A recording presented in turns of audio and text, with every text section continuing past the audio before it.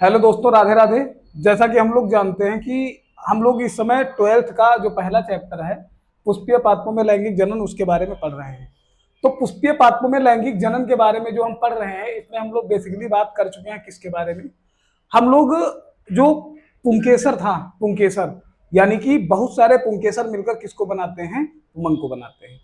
तो पुमंग की इकाई जो पुंकेसर था, उस पुंकेसर को हम लोग कट किए थे और कट करके देखे थे कि उसके अंदर हमको क्या मिल रहे थे। जो परागकोश था, परागकोश के अंदर दो पालियां मिल रही थी। प्रत्येक पाली के अंदर हमको कोष दिखाई पड़ रहे थे। अगर हम बात करें तो हम लोग देख रहे थे किसके बारे में, पुंकेसर, पुंकेसर की संरचना के बारे में देख रहे थे, संरचना के बारे में देख रहे थे। तो पुंकेसर की संरचना के बारे में जब हम देख रहे थे तो हम लोगों ने पुंकेसर की संरचना में क्या देखा था, हम लोगों ने भैया जी पुंकेसर की संरचना में कुछ इस शेप का स्ट्रक्चर देखा था, इस शेप का स्ट्रक्चर। अब इस स्ट्रक्चर को जब हमने देखा तो इसका जो ऊपर वाला भाग है, ऊपर वाला, इस भाग को हमने क्या कहा था, परागकोश कहा था। क्या कहा था, परागकोश कहा था, परागकोश कहा था। इस परागकोश को जब हम कट करेंगे, बीच से कट करेंगे, और इस परागकोश को जब हम बीच से कट करके देखेंगे तो यही परागकोश हमको कुछ इस शेप में दिखेगा। यही परागकोश हमको कुछ इस शेप में दिखेगा, इस शेप में, इस आकार का दिखेगा। अब ये जो हमको इनके बीच में जो स्थान मिल रहा है, पहली बात तो ये ध्यान रखना है कि ये परागकोश जो है ये कितनी पालियों में बटा हुआ है। तो ये भैया जी दो पालियों में बटा हुआ है, एक और एक, दो पालियों में। तो कितनी पालियां हैं इसमें, दो पालियां हैं, पालियां होती हैं, दो पालियां। अब इन पालियों में अगर हम देखेंगे तो एक पाली में हमको कुछ ये कोष्ठ दिखाई पड़ रहे हैं। तो एक पाली में कितने कोष्ठ हैं, दो कोष्ठ हैं, और दोनों पालियों में कितने हैं, चार कोष्ठ हैं। तो इनको हमने क्या कहा था, इन्हीं को हमने कहा था कोष्ठ। क्या कहा था, कोष्ठ कहा था, कोष्ठ। अब इस कोष्ठ के आगे अगर हम बात करेंगे तो इसी कोष्ठ के आगे हम देखेंगे कि जो कोष्ठ है, इसी कोष्ठ को क्या कहा गया है, लघु बीजाणु धानी कहा गया है। लघु बीजाणु, बीजाणु, इसी कोष्ठ को भैया जी क्या कहा गया है, तो इसी कोष्ठ को हमने कहा है लघु बीजाणु धानी कहा है। क्या कहा है, लघु बीजाणु, बीजाणु धानी बोला है, धानी कहा है। तो ये जो लघु बीजाणु धानी हमको दिखाई पड़ रही है, तो ये जो परागकोश के कोष्ठ होते हैं, इन्हीं कोष्ठों को हम क्या कहते हैं, लघु बीजाणु धानी कहते हैं। तो जब हम लघु बीजाणु धानी के अंदर जाएंगे, जब हम इन लघु बीजाणु धानी के अंदर जाएंगे तो हमको क्या देखने को मिलेगा, ये चीज हम लोग देखेंगे। तो हम लोग यहां पर लिख लेते हैं कि क्या, लघु बीजाणु, लघु बीजाणु, बीजाणु धानी की संरचना, संरचना। तो लघु बीजाणु धानी की हम लोग संरचना देखेंगे। अब लघु बीजाणु धानी की जब हम लोग संरचना देखेंगे तो इसमें भैया जी हमको क्या देखने को मिलेगा, जब आगे बढ़ेंगे तो हमको कुछ इस शेप का स्ट्रक्चर देखने को मिलेगा, इस शेप का। अब ये जो स्ट्रक्चर हमको देखने को मिल रहा है, ये जो स्ट्रक्चर हमको देखने को मिल रहा है, इस स्ट्रक्चर में अगर हम अंदर जाएंगे तो इसी में जो कोष्ठ थे, जो कोष्ठ 1 2 3 और 4, इन्हीं को हमने क्या कहा था, कोष्ठ कहा था, कोष्ठ कहा था। और यही कोष्ठ आगे चल के क्या कहलाते हैं, लघु बीजाणु धानी कहलाते हैं, लघु बीजाणु, बीजाणु धानी कहलाते हैं। अब ये जो कोष्ठ लघु बीजाणु धानी कहलाते हैं, इसी लघु बीजाणु धानी के अंदर, इसी लघु बीजाणु धानी के अंदर जब हम देखेंगे तो इसी में निर्माण होता है किसका, परागपुटी का निर्माण होता है। किसका निर्माण होता है, परागपुटी का। तो ये क्या है, ये होती है परागपुटी। क्या होती है, परागपुटी। तो ये जो परागपुटी होती है, इस परागपुटी के अंदर अगर हम जाएंगे, इस परागपुटी के अंदर अगर हम जाएंगे तो इस परागपुटी के अंदर भैया जी हमको क्या देखने को मिलेगा, इसके अंदर कुछ छोटी छोटी बहुत सारी कोशिकाएं देखने को मिलेंगी। इसी के अंदर इसी के अंदर बहुत सारी छोटी छोटी कोशिकाएं देखने को मिलेंगी, और जो कोशिकाएं देखने को मिलेंगी उन कोशिकाओं को क्या कहेंगे, उन कोशिकाओं को कहेंगे अधो स्तरीय कोशिका। कोशिका क्या कहेंगे, अधोस्तरीय कोशिका कहेंगे।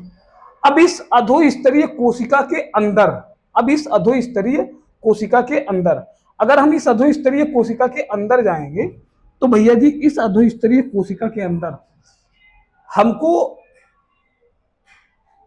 क्या करना पड़ेगा, विभाजन करना पड़ेगा। क्या करना पड़ेगा, विभाजन करना पड़ेगा। तो इसमें क्या होता है, इसमें होता है भैया जी अधोस्तरीय कोशिका में विभाजन।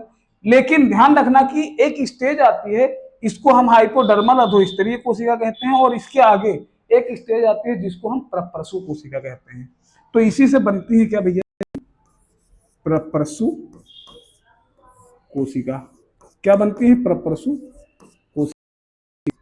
कोशिका। तो प्रप्रसु कोशिका जो होगी, कौन सी कोशिका, प्रप्रसु, ये जो प्रप्रसु कोशिका होंगी, प्रप्रसु कोशिका जो होंगी, कोशिका, इन कोशिकाओं में क्या होगा, आगे चल के समसूत्री विभाजन होगा। क्या होगा, समसूत्री विभाजन होगा। विभाजन, समसूत्री विभाजन होगा इन्हीं कोशिकाओं के अंदर, प्रप्रसु कोशिका के अंदर। तो ध्यान रखना, दो प्रकार की कोशिकाएं मिलेंगी हमको। कितने प्रकार की, दो प्रकार की कोशिकाएं हमको मिलेंगी। अब दो प्रकार की जो कोशिकाएं मिलेंगी वो कुछ इस प्रकार से होंगी। पहली कोशिका जो होगी उसको हम कहेंगे क्या, पहली कोशिका को हम लोग कहेंगे भैया जी प्राथमिक भित्तीय कोशिका। प्राथमिक भित्तीय कोशिका कहेंगे, कोशिका कहेंगे। और दूसरी जो होगी उसको हम लोग क्या कहेंगे, उसको हम लोग कहेंगे लघु बीजाणु जनन कोशिका। क्या कहेंगे, लघु बीजाणु जनन कोशिका। तो ये जो प्राथमिक भित्तीय कोशिका होगी, कौन सी, प्राथमिक भित्तीय कोशिका जो होगी भैया जी, ये प्राथमिक भित्तीय कोशिका क्या करेगी, फिर से तीन लेयर का निर्माण करेगी, फिर से तीन लेयर का निर्माण करेगी। और किसके अंदर, लघु बीजाणुधानी के अंदर। तो लघु बीजाणुधानी जो होती है इसी के अंदर कितनी लेयर का निर्माण करेगी, तीन लेयर का। तो ये तीन लेयर जो बनाएगी वो कौन कौन सी बनाएगी, तो हम लोग देखेंगे। एक तो हमने देखा कि ये जो लघु बीजाणुधानी है इसमें एक लेयर पाई जा रही है, इसको हमने क्या कहा, इसी को हमने कहा बाह्य त्वचा। क्या कहा, बाह्य त्वचा कहा।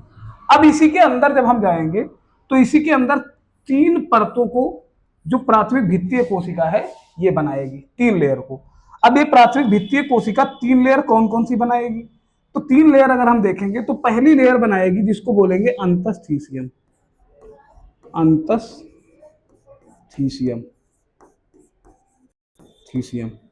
तो अंतस्थीसियम बनाएगी। और दूसरी परत जो बनाएगी ये कौन सी बनाएगी, परत, मध्य परत। तो अंतस्थीसियम और मध्य परत, और सबसे लास्ट यानी कि सबसे अंदर वाली ये क्या कहलाएगी, ये कहलाएगी टैपिटम। क्या कहलाएगी, टैपिटम कहलाएगी। तो टैपिटम सबसे अंदर होगी और सबसे बाहर कौन सी होगी, बाह्य त्वचा। और बीच में कौन सी होगी, अंतस्थीसियम और मध्य परत। एक चीज यहां पर ध्यान रखना बहुत ही इंपॉर्टेंट है कि जो अंतस्थीसियम और मध्य परत होती है, अंतस्थीसियम और मध्य परत, ये दोनों मिलकर क्या करती हैं, ये दोनों पराग कोश के स्फुटन में सहायक होती है। किसमें, स्फुटन में सहायक होती है या सहायता करती है। तो हम ध्यान देंगे कि परागकोश के स्फुटन में सहायता कौन करता है, तो अंतस्थीसियम या इंडोथीसियम और मिडिल लेयर, ये दोनों क्या करती हैं, परागकोश के स्फुटन में सहायता करती हैं। तो हम लोग अब इसमें देखेंगे इसमें क्या होता है। तो इसमें जब हम लोग देखेंगे तो इसमें पहली तो बाह्य त्वचा पाई जा रही है, और सेकंड नंबर पर इसी में अगर हम बात करेंगे तो सेकंड नंबर पर एक और लेयर इसी में पाई जाएगी,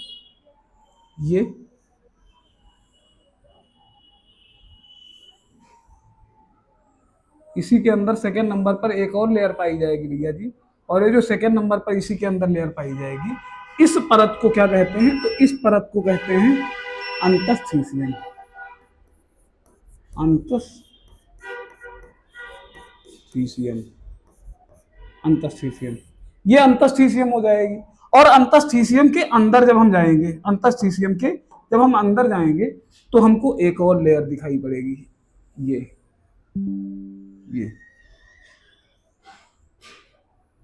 ये ये एक भी हो सकती है, और संख्या में ये दो भी हो सकती हैं, और संख्या में ये तीन भी हो सकती है, संख्या में ये तीन भी हो सकती हैं। ठीक, अब इसमें जब हम देखेंगे तो ये जो ग्रीन कलर की हमको दिखाई पड़ रही, इसी को हम क्या कहेंगे? इसी को हम कहेंगे मध्य, क्या कहेंगे? मध्य परत। अब इस मध्य परत के बाद और अंदर जब जाएंगे हम, तो इसके अंदर हमको एक और लेयर दिखाई देगी, वो सबसे इनर लेयर होती है, मोस्ट इनर लेयर जिसको हम बोलेंगे। ये मोस्ट इनर लेयर जो होती है, ये कौन सी होती है? तो ये मोस्ट इनर लेयर जो होती है, इसी को हमने नाम दिया क्या? इसी को हमने कहा टैपिटम। क्या कहा? टैपिटम। तो ये टैपिटम जो होती है, ये उसी के अंदर होती है।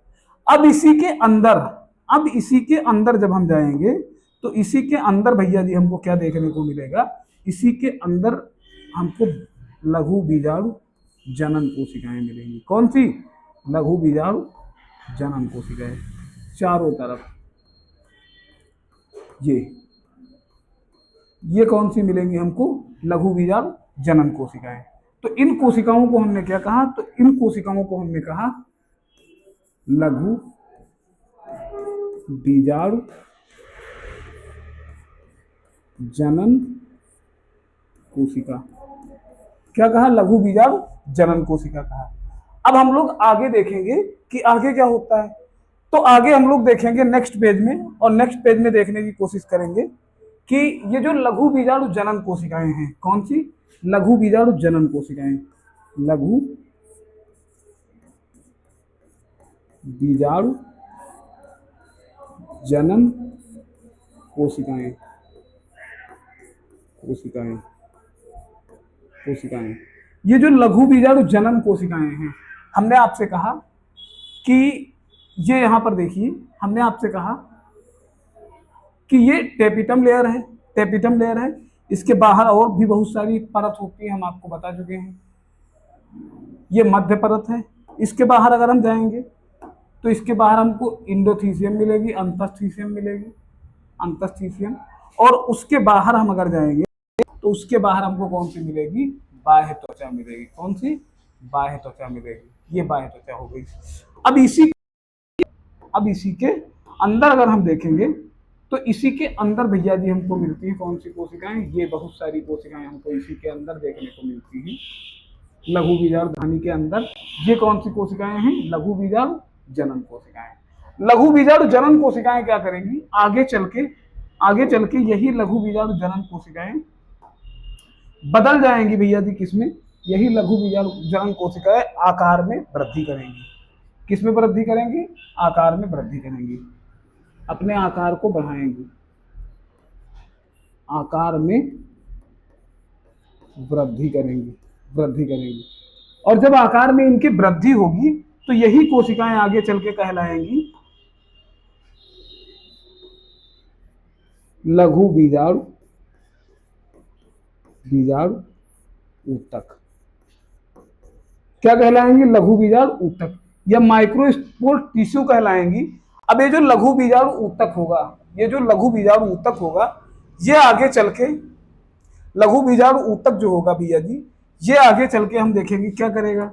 तो ये आगे चलकर कहलाएगा लघु बीजाणु मात्र कोशिका। क्या कहलाएगा? मात्र कोशिका। तो ये जो लघु बीजाणु मात्र कोशिका है, ये पहली बात तो ये ध्यान रखना है कि ये कैसी है? ये 2n है। कैसी है? 2n है, डिप्लॉयड होती है। लघु बीजाणु मात्र कोशिका या गुरु बीजाणु जनन कोशिकाएं, ये सारी कैसी होंगी? 2n होंगी या डिप्लॉयड होंगी। अब ये जो लघु बीजाणु मात्र कोशिका होगी, इसमें होगा क्या? तो इसमें सीधी सी बात है, इसमें हम लोग कर लेंगे क्या? इसमें हम लोग कर लेंगे अर्धसूत्री विभाजन। इसी कोशिका के अंदर क्या हो जाएगा? अर्धसूत्री विभाजन हो जाएगा। अर्धसूत्री विभाजन हो जाएगा, विभाजन हो जाएगा। जब अर्धसूत्री विभाजन होगा इसके अंदर, लघु बीजाणु मात्र कोशिका के अंदर, तो हम लोग देखेंगे, जैसे हमने आपसे कहा, फॉर एग्जाम्पल समझने के लिए हमने आपसे कहा, यहां पर देखिए, हमने आपसे कहा कि ये इसके अंदर क्या पाई जा रही है? इसी के अंदर लघु बीजाणु मात्र कोशिकाएं पाई जा रही हैं। कौन सी? लघु बीजाणु मात्र कोशिकाएं। ये कौन सी हैं? ये लघु बीजाणु मात्र कोशिकाएं हैं। लघु बीजाणु मात्र कोशिकाएं हैं, कोशिकाएं हैं। अब ये जो लघु बीजाणु मात्र कोशिकाएं हैं भैया जी, ये जो लघु बीजाणु मात्र कोशिकाएं हैं, ये क्या करेंगी? अर्धसूत्री विभाजन करेंगी। और ये जब अर्धसूत्री विभाजन करेंगी, अर्धसूत्री, तो ये एक कोशिका, हमने कहा ये एक कोशिका लघु बीजाणु मात्र कोशिका है। अब इसमें अर्धसूत्री विभाजन अगर होगा, इसमें अगर अर्धसूत्री विभाजन होगा, तो ये एक कोशिका डिवाइड हो जाएगी कितने में? 2 कोशिकाओं में। कितने में? 2 कोशिकाओं में डिवाइड हो जाएगी, 2 कोशिकाओं में। तो हम जानते हैं कि ये कैसी थी? ये 2n थी। कैसी थी? 2n थी। यानी कि नंबर ऑफ क्रोमोसोम कितने थे इसमें? 46 थे। 46 थे। तो इसके जो क्रोमोसोम नंबर होंगे वो दोनों में आधे आधे डिवाइड हो जाएंगे, यानी कि 23 इधर आ जाएंगे और 23 इधर आ जाएंगे, यानी कि n ये हो जाएगी और n ये हो जाएगी। दोनों क्या हो जाएंगी? हैप्लॉयड होंगी। डिप्लॉयड में जब अर्धसूत्री विभाजन करेंगे द्विगुणित कोशिका में, तो आगुणित में कन्वर्ट हो जाएगी। अब आगे हम देखेंगे तो इसमें हम क्या करेंगे? अर्धसूत्री सेकंड करेंगे। क्या करेंगे? अर्धसूत्री सेकंड करेंगे। अर्धसूत्री जब सेकंड करेंगे तो ये कोशिका जो होगी, 2 कोशिकाएं, ये कितने में कन्वर्ट हो जाएंगी? 4 कोशिकाओं में कन्वर्ट हो जाएंगी। कितने में? 4 में। और ये अर्धसूत्री सेकंड जो होगा, ये किसकी तरह होगा? ये समसूत्री की तरह होगा। बिल्कुल किसकी तरह होगा? समसूत्री की तरह। अब अर्धसूत्री सेकंड में जो क्रोमोसोम नंबर 23 है, ये 23 ही ट्रांसफर होंगे। किसमें? सेकंड अर्धसूत्री में। अब ये बनेगी कितनी कोशिकाएं? 4। अब ये जो 4 कोशिकाएं बनेगी, अब ये जो 4 कोशिकाएं बनेगी, इन कोशिकाओं को भैया जी क्या कहेंगे? तो इन कोशिकाओं को हम देखेंगे तो इन्हीं कोशिकाओं को, चारों को हम क्या कह देंगे? इन्हीं को कह देंगे लघु बीजाणु, लघु बीजाणु चतुष्क कह देंगे। क्या कह देंगे? लघु बीजाणु चतुष्क कह देंगे, या माइक्रोस्पोर टेट्राएड कह देंगे। अब ये लघु बीजाणु चतुष्क जो बना है, लघु बीजाणु चतुष्क, इसके अंदर क्या है? इसके अंदर लघु बीजाणु है। क्या है? लघु बीजाणु है। अब अगर हम आगे की बात करेंगे, आगे की, तो आगे ये जो लघु बीजाणु चतुष्क होगा, लघु बीजाणु चतुष्क, ये क्या करेगा? तो ये आगे चल के भैया जी, लघु बीजाणु चतुष्क आगे चल के क्या करेगा? आगे चल के अगर हम देखेंगे तो हम लघु बीजाणु चतुष्क की एक कोशिका को बाहर निकालते हैं, और एक कोशिका को जब हम बाहर निकाल करके देखेंगे, इस लघु बीजाणु चतुष्क की एक कोशिका को जब हम बाहर निकाल कर देखेंगे, तो क्या हमको दिखाई पड़ेगा? तो हम देखेंगे ध्यान से। हमने कहा ये क्या है? लघु बीजाणु चतुष्क। लघु बीजाणु चतुष्क की एक कोशिका है। अब ये एक कोशिका जो होगी लघु बीजाणु चतुष्क की, इसमें क्या होगा? इसमें जो बीच में केंद्रक पाया जा रहा है, बीच में, इस केंद्रक में क्या होगा? समसूत्री विभाजन होगा। क्या होगा? समसूत्री विभाजन होगा। समसूत्री विभाजन होगा, विभाजन होगा। और इसी के अंदर निर्माण होगा किसका? इसी के अंदर निर्माण हो जाएगा भैया जी किसका? रिक्तिका का। रिक्तिका या वैक्यूल्स का निर्माण हो जाएगा, तो रिक्तिका भी बन जाएगी। अब आगे क्या होगा? अब ये जब समसूत्री विभाजन करेगा केंद्र, तो आप लोग बताओगे कि कितने केंद्रक बनेंगे? 1 बनेगा या 2 बनेंगे? तो हम जानते हैं कि आगे इसी में हमको कितने केंद्रक देखने को मिलेंगे? इसी के अंदर अगर हम देखेंगे तो इसी में हमको 2 केंद्रक देखने को मिलेंगे। कितने? 2 केंद्रक, एक ऊपर और एक नीचे। दो केंद्रक। अब ये दो केंद्रक जो मिलेंगे इसी के अंदर, और इसी में भैया जानते हैं हम रिक्तिका भी होगी, क्या होगी, रिक्तिका। अब ये दो केंद्रक जो मिलेंगे, इसमें से एक केंद्रक को कहते हैं,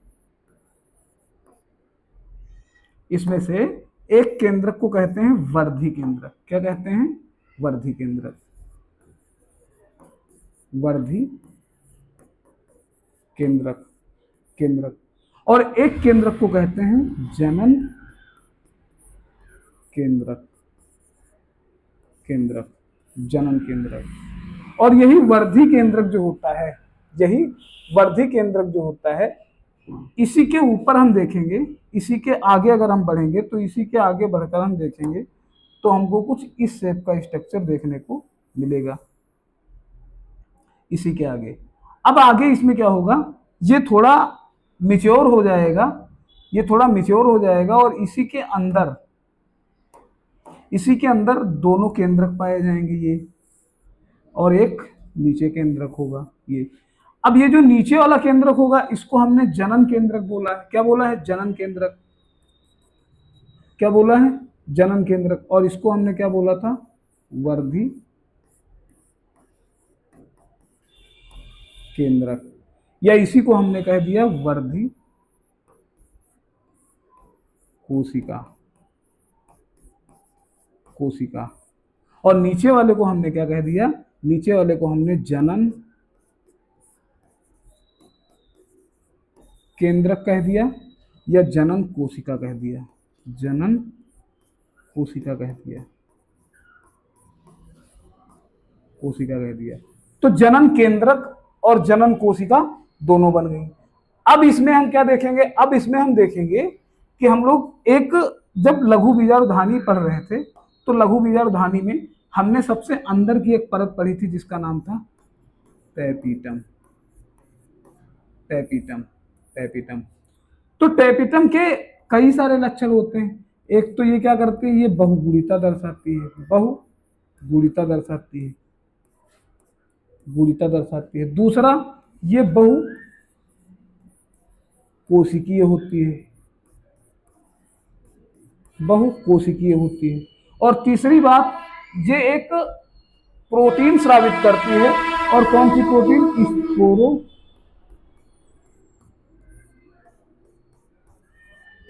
पॉलेनिन, स्पोरोपोलेनिन नामक क्या करती है, प्रोटीन स्रावित करती है। और ये स्पोरोपोलेनिन नामक प्रोटीन क्या करती है, ये जो संरचना बनी है, इसी को हमने क्या कहा, परागकण कहा, इसी को हमने क्या कहा, परागकण कह दिया। इसी संरचना को हमने भैया जी क्या कह दिया, ये जो संरचना है इसी को हमने परागकण कह दिया, परागकण कह दिया। ध्यान रखना है कि स्पोरोपोलेनिन जो होती है, ये क्या करती है, इस परागकण के ऊपर, इस परागकण के ऊपर एक बाहर से कवरिंग करती है, एक बाहर से लेयर बनाती है। और जो बाहर से लेयर भैया जी इसमें बनाएगी, उस लेयर को क्या कहेंगे, उस लेयर को कहेंगे बाह्यचोल। क्या कहेंगे, बाह्यचोल, या एग्जाइम के नाम से जानेंगे। तो हम लोग आगे देखेंगे इसी में कि कैसे इसके ऊपर से कवर बनती है। तो आगे जब हम इसमें देखने की कोशिश करेंगे इसी में, तो हम आगे देखेंगे क्या, आगे देखेंगे पराग कण की संरचना, परागकण की क्या देखेंगे, संरचना देखेंगे। तो परागकण की जब हम लोग संरचना देखेंगे तो इसमें ध्यान रखेंगे, हमने कहा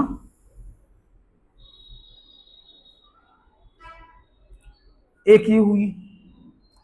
अब इसी के अंदर अगर हम बात करेंगे, इसी के अंदर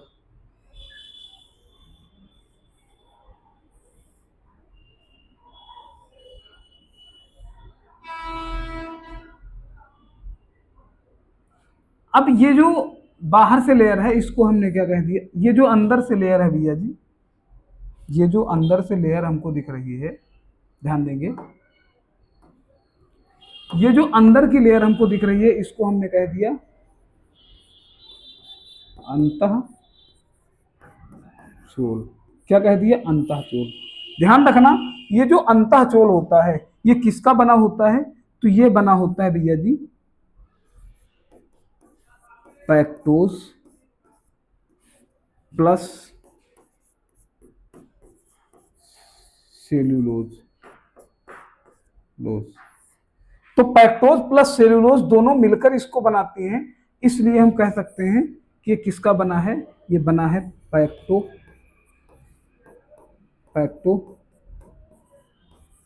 सेल्यूलेज सेल्यूलोज।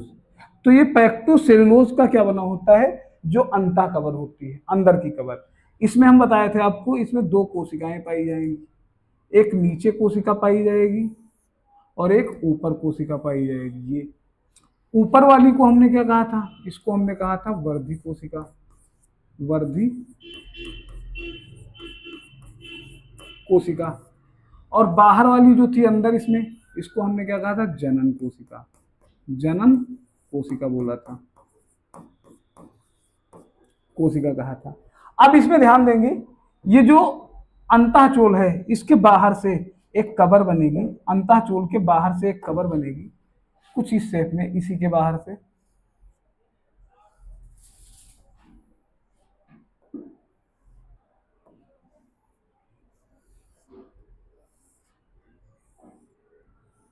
इस शेप में। अब ये जो बाहर से इसी के कवर बन रही है, ये वाली जो कवर है, इस कवर को क्या बोला गया है, तो ये कवर जो होती है इसको बोलते हैं बाह्य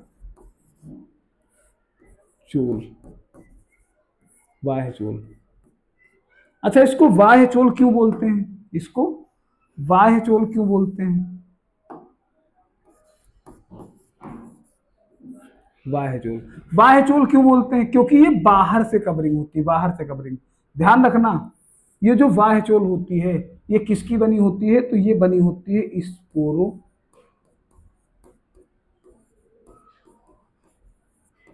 पॉलिनिम की बनी होती है, स्पोरोपोलिनिम की बनी होती है। और ध्यान रखना है कि स्पोरोपोलिनिम जो है ये पादप जगत का सबसे कठोर पदार्थ है, ये पादप